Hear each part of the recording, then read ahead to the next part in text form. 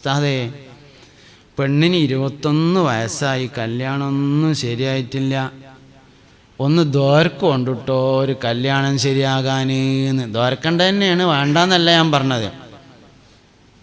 ഒരു 20 കൊല്ലം മുമ്പ് ഒരു ദിവസം രാത്രി 10 മണിക്ക് എൻ്റെ പെണ്ണുങ്ങൾക്ക് പ്രസവവേദന തുടങ്ങിയത് ഓർമ്മയുണ്ട് എനിക്ക്? എന്നിട്ട് ഓട്ടോറിക്ഷ വിളിച്ചങ്ങാണ്ട് ആശുപത്രിക്ക് കൊണ്ടുപോയത് ഓർമ്മയുണ്ടോ? അങ്ങനെ 12:30 ആയപ്പോൾ ബെല്ലടിച്ചിട്ട് നഴ്സിനോട് ചോദിച്ചു, മറിയമ്മൂൻ്റെ വല്ല വിവരവും ഉണ്ടോ? നഴ്സ് പറഞ്ഞു, ഒന്നും പറയാനായിട്ടില്ല പറഞ്ഞു. യാസിനെ ഒതിട്ട് ഇങ്ങനെ നടന്നു അങ്ങോട്ടും ഇങ്ങോട്ടും. ഒരു 1:30ക്ക് പിന്നെയും ചോദിച്ചു, വല്ല വിവരവും ഉണ്ടോ? ഒന്നും പറയാനായിട്ടില്ല. 1:45 വെളുത്ത സാരി എടുത്തുങ്ങാണ്ട് നഴ്സ് തല പുറത്തേക്ക് ഇട്ടിട്ട് പറഞ്ഞു, മറിയമ്മ പെറ്റിക്കണു, പെൺകുട്ടിയാണ് എന്ന് പറഞ്ഞപ്പോൾ ഒരു മനസ്സറിഞ്ഞ അൽഹംദുലില്ലാ എന്ന് പറഞ്ഞാൽ 18 കൊല്ലം കഴിയുമ്പോൾ നീ ചോദിക്കാതെ നിന്റെ റബ്ബ് രണ്ടാമത്തെ അൽഹംദുലില്ലക്ക് അവസരം തരും. ലഇൻ ശക്കർത്തും ലഅസീദന്നക്കും വലഇൻ കഫർത്തും ഇന്ന അദാബി ലശദീദ്. ഇതാണ് സംഗതി. നിഅമത്തുകൾ നമുക്ക് ഓർമ്മയില്ല, നിഖ്മത്തുകളെ നമ്മൾ ഓർക്കുന്നു. ഒരു 50,000 ഉറുപ്പ്യ കിട്ടിയെന്ന് വിചാരിച്ചോളി. നമുക്കൊരു 50,000 ഉറുപ്പ്യ കിട്ടി, എവിടുന്നോ കിട്ടി. ഒരാൾ പ്രതീക്ഷിക്കാത്ത വഴിയിലൂടെ ഒരു 50,000 ഉറുപ്പ്യ കിട്ടി. 50,000 ഉറുപ്പ്യ കിട്ടിയേക്കിന് നമ്മൾ വിചാരിച്ചു എന്തായാലും പെരൻ്റെ ഡൈനിങ് ഹാളും സിറ്റ് ഔട്ടും ഒന്ന് ടൈൽസ് ഇടണം എന്ന് തീരുമാനിച്ചു. പെണ്ണുങ്ങളൊക്കെ പറഞ്ഞു, കുട്ടികളൊക്കെ പറഞ്ഞു, എല്ലാവർക്കും സമ്മതമായി. എല്ലാവരും കൂടിയും കുടുംബസമേതം ടൈൽസ് നോക്കാൻ വേണ്ടി പോയി ടൈൽസ് കടയ്ക്ക്. അങ്ങനെ നല്ല തന്നെ ചൂരും മണമൊന്നും ഇല്ലാത്ത നല്ല ടൈൽസ് ആയിക്കോട്ടെ എന്ന് പറഞ്ഞുകൊണ്ട് മുന്തിയ ഐറ്റം നോക്കി ഉറപ്പിച്ച് ബില്ലൊക്കെ അടിച്ച് ബില്ല് കൊടുക്കാൻ വേണ്ടി കീശയിൽ കൈയിട്ടപ്പോൾ അടിയിലൊരു ഓട്ട, ഡും, 50,000. അതിൽ ഓങ്ങോട്ട് ബേജാറായിട്ട് പറയും, എന്താ ഇപ്പം കാട്ട, പടച്ചോൻ്റെ ഒരു വിധിയല്ലേ എന്ന് പറയും. ആ 50,000 നൂലുമക്കൂടി ഉണ്ട് ഇറങ്ങിയത് പടച്ചോൻ്റെ വിധിയായിരുന്നില്ല, അത് ഓട്ടയിൽ കൂടിയാണ് പോയത് മാത്രം പടച്ചോൻ്റെ വിധിയാണ്. ഇതന്നെ നമ്മളെ സംഗതി. നിഅമത്തുകൾക്ക് ശുക്റുണ്ടായിരിക്കണം, അപ്പോൾ വർധനവ് തരും. ലഇൻ ശക്കർത്തും ലഅസീദന്നക്കും. നിങ്ങൾ നിഅമത്തുകൾക്ക് നിങ്ങൾ ശുക്ർ തന്നാൽ നിങ്ങൾക്ക് ഞാൻ കൂട്ടിത്തരാം. വഇൻ കഫർത്തും ഇന്ന അദാബി ലശദീദ്. പൈസ ഉണ്ടാവാനുള്ള ദുആ എങ്ങനെ അറിയാം നിങ്ങൾക്ക്?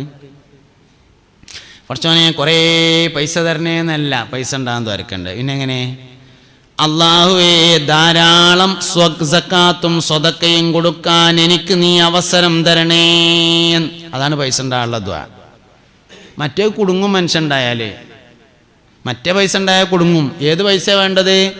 അല്ലാഹുവേ, എല്ലാവരും ആമീൻ പറഞ്ഞോളി. അല്ല, അല്ലാഹുവേ, ഞങ്ങൾക്ക് എല്ലാവർക്കും ധാരാളം സക്കാത്തും സ്വതക്കയും കൊടുക്കാൻ നീ അവസരം നൽകണേ അല്ലാ.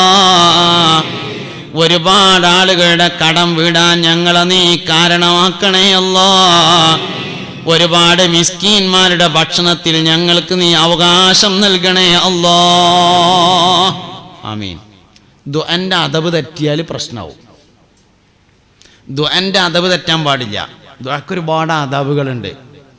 നമ്മൾ തോരന്ന് ഉള്ള അദബും മര്യാദയൊന്നും ഇല്ലാത്ത ദുആ തോരക്കും. പടച്ചോനെ, റോട്ടിൽ ചതച്ചരക്കല്ലേ റബ്ബേ.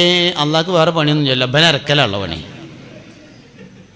പറഞ്ഞ കേട്ടാ തോന്നുന്നു. മൈക്കേ കൂടി എങ്ങനെ അലോക്കിന്റെ ഒച്ചിട്ടിട്ട് മൈക്കേ കൂടി എങ്ങനെ റോഡിൽ അരക്കല്ലേ റബ്ബേ, കെന്റിച്ചാടിക്കല്ലേ, ഭൂമി കുലുക്കത്തിൽ പെടുത്തല്ലേ. ഇതൊക്കെയാണല്ലോ അള്ളാന്റെ ഏർപ്പാട് പറഞ്ഞത്.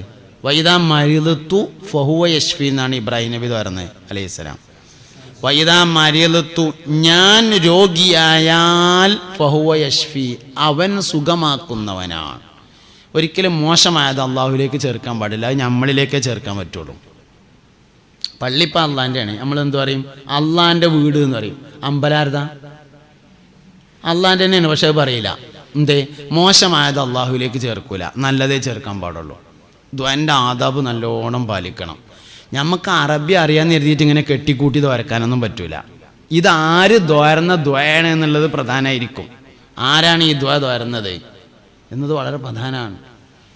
അല്ലാഹുമ്മ അഗ്നിനി ബിഹലാലിക അൻ ഹറാമിക വബിത്വാഅതിക അൻ മഅസിയതിക വബിഫളിക അമ്മൻ സിവാക്. സമ്പത്തിനുള്ള ദ്വയാണ്.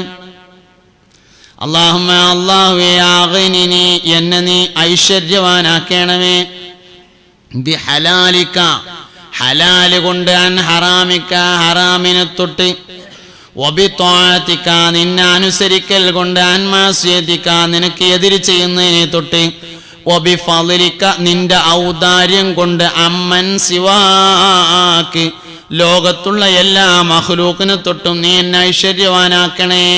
10,000 റക്അത്ത് മസ്ജിദുൽ ഹറാമിൽ നിന്ന് നിസ്കരിച്ചിട്ട് പുറത്തേക്കാണ് പോകുമ്പോ ചെല്ലാൻ വേണ്ടി എഴുതി വെച്ചിട്ടുണ്ട് ബോർഡുമേ, അല്ലാഹുമ്മ ഇന്നി അസ്അലുക മിൻ ഫളിക്, അല്ലാഹുവേ നിന്റെ ഔദാര്യം എനിക്ക് നീ നൽകണമേ. നമ്മൾ അധ്വാനിച്ചിട്ടൊന്നല്ല നമ്മൾ കഴിഞ്ഞുകൂടുന്നത്, അള്ളാഹുവിൻ്റെ ഫളിൽ കൊണ്ട് കഴിഞ്ഞുകൂടുന്നു. ഫളിലേക്കുള്ള വഴി നോക്കണം. അള്ളാഹുവിൻ്റെ ഫളിലാണ് യഥാർത്ഥത്തിൽ നമുക്ക് കിട്ടേണ്ടത്.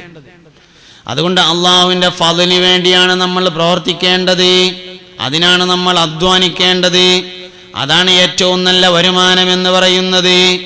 അതുകൊണ്ട് മുഅ്മിനീങ്ങളെ, മനസ്സെപ്പോഴും പരിശുദ്ധമായിരിക്കണം. ഇലാഹിയായ തൗഫീഖിന് വേണ്ടി നമ്മൾ ദുആ ചെയ്യണം. അമ്പിയാക്കൾ, ഔലിയാക്കൾ, സ്വാലിഹീങ്ങളെ മാതൃകയാക്കണം. അവരെ മുന്നിൽ വെച്ചുകൊണ്ട് നമ്മൾ മുന്നോട്ട് പോകണം. അതാണ് ജീവിതത്തിൻ്റെ വിജയം. ദുനിയാവും ആനന്ദകരമാക്കണം, ആഖിറവും ആനന്ദകരമാക്കണം. ആസ്വദിച്ച് നമുക്ക് ദുനിയാവിൽ ജീവിക്കാൻ പറ്റണം.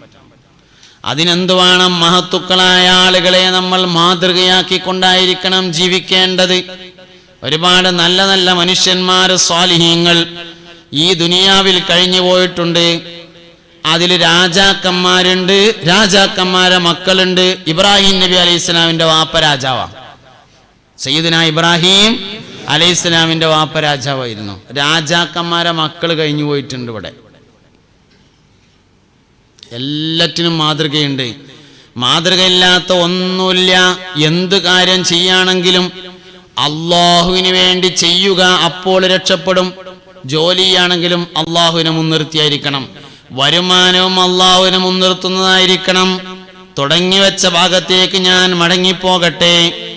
എന്ത് വിഷയത്തിന്റെ മുന്നിലും മുഹമ്മദ് നബി സല്ലല്ലാഹു അലൈഹി വസല്ലമ തങ്ങളെ വെച്ചാൽ വിജയിക്കാം. മുഅ്മിനായ മനുഷ്യന്റെ ജീവിതത്തിന്റെ ഏറ്റവും വലിയ വിജയം മുഹമ്മദ് നബിയാണ് സല്ലല്ലാഹു അലൈഹി വസല്ലം. അൽ മാലു വൽ ബനൂന സീനത്തുൽ ഹയാത്തുദ് ദുനിയ വൽ ബാഖിയാതുസ് സ്വാലിഹാതു ഖൈറുൻ ഇൻദ റബ്ബിക സവാബൻ വ ഖൈറുൻ അമലാ. ദുനിയാവിൽ 2 സൗകര്യങ്ങളാണുള്ളത്. അൽ മാലു വൽ ബനൂൻ. അൽ മാലു വൽ ബനൂന സീനത്തുൽ ഹയാത്തിദ് ദുനിയ. മക്കളും മുതലും ദുനിയാവിന്റെ ഭംഗിയാകുന്നു. ദുനിയാവിൽ 2 സൗകര്യമുള്ളത്, ഒന്ന് മക്കൾ, ഒന്ന് മുതൽ. ഈ രണ്ടും ഇസ്തിഗ്ഫാറിൽ അടിസ്ഥാനപ്പെട്ടിരിക്കുന്നു.